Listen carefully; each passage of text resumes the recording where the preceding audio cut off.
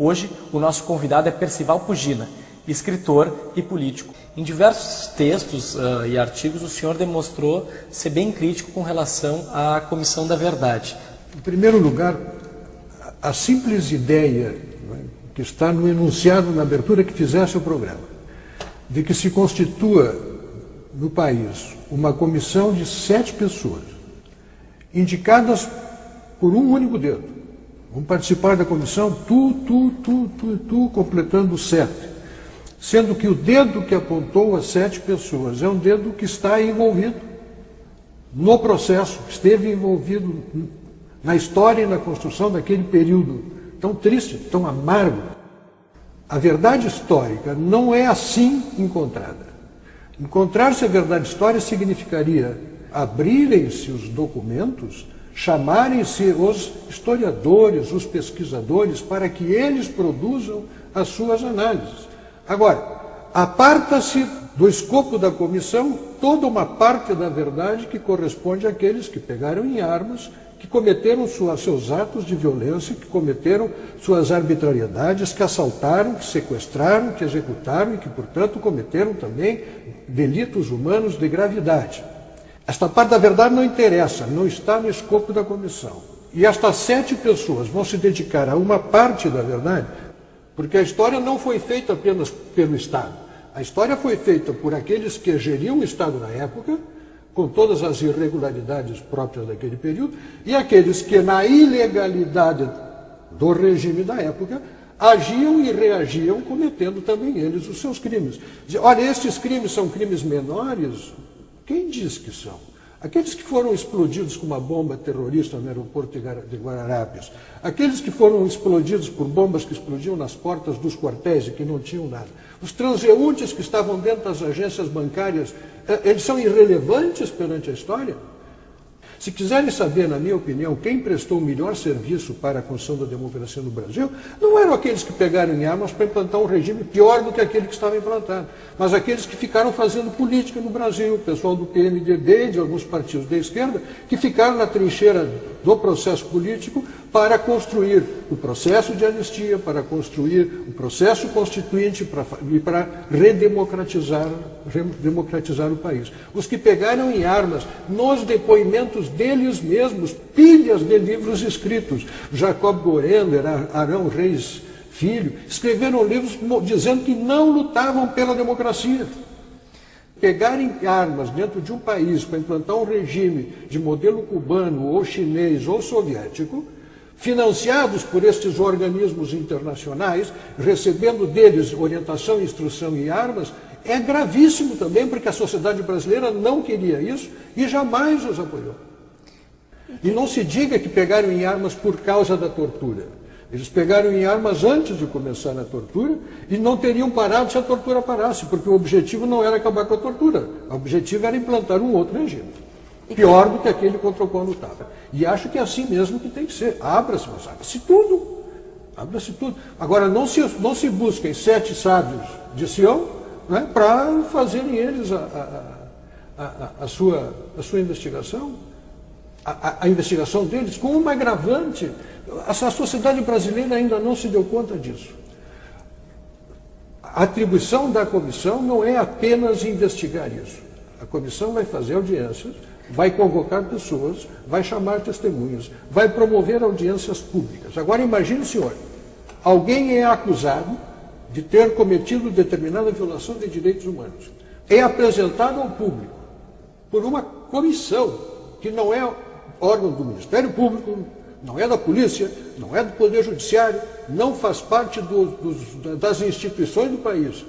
Expõe-se alguém publicamente, está julgado, condenado, e o nome disso é linchamento, porque o Poder Judiciário está fora.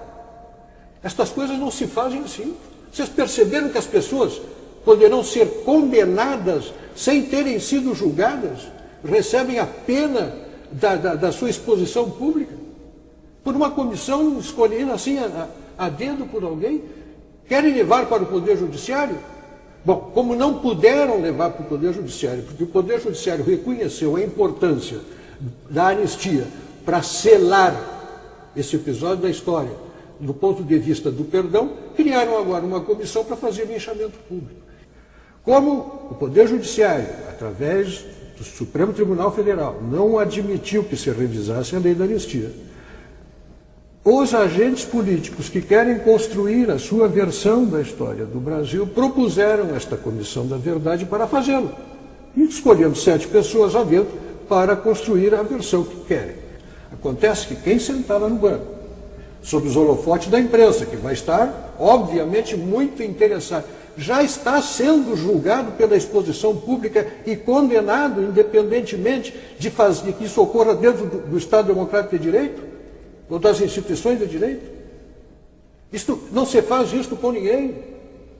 Não se expõe publicamente, a pessoa, na verdade, já estará condenada sem ter sido julgada. Quem sentar ali pode ser um demônio, pode ser um anjo, está condenado. Mas a Comissão da Verdade, tipo, na visão desses agentes, por isso que o senhor fala... Auxiliares contratados, pagos pelo mesmo bolso, que é o bolso do Gabinete Civil da Presidência da República.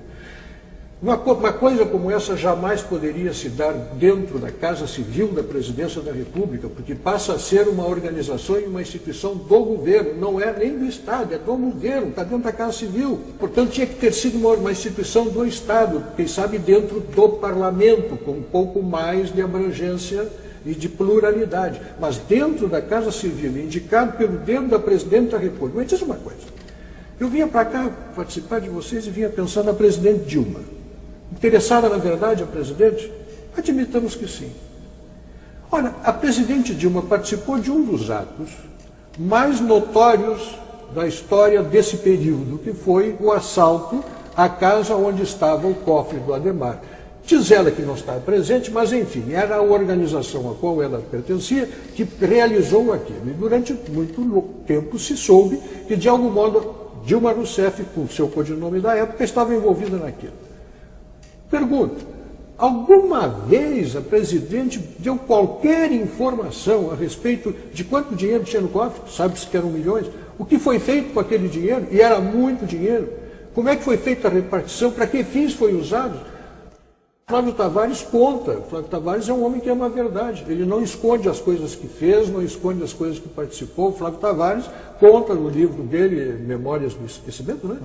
Que ele foi que ele ia a Montevidéu buscar em Montevidéu os dólares que quem tinha mandado para o Leonel Brizola, Fidel Castro, aquele grande democrata, Fidel Castro, mandava dólares para o Brizola e o Flávio Tavares ia buscar esses dólares em Montevidéu, passando por Santana do Livramento, para distribuir para as estruturas guerrilheiras e revolucionárias que funcionavam no Rio Grande do Sul, Minas Gerais, Rio de Janeiro e São Paulo. A anistia é um instrumento de pacificação nacional reiteradamente usado na história do Brasil com bons resultados. Com bons resultados. Por quê?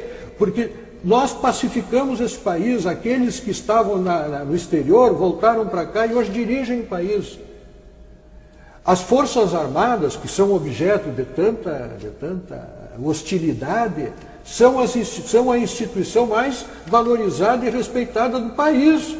Não são os políticos, são as Forças Armadas, as instituições que ainda guardam e conservam o respeito da nação. O país foi pacificado, estão querendo despacificar. A ONU queria revogar também a lei da anistia. Qual é a opinião do senhor? A Comissão de Direitos Humanos da ONU, sabe quem tem cadeirinha sentar lá? O governo cubano.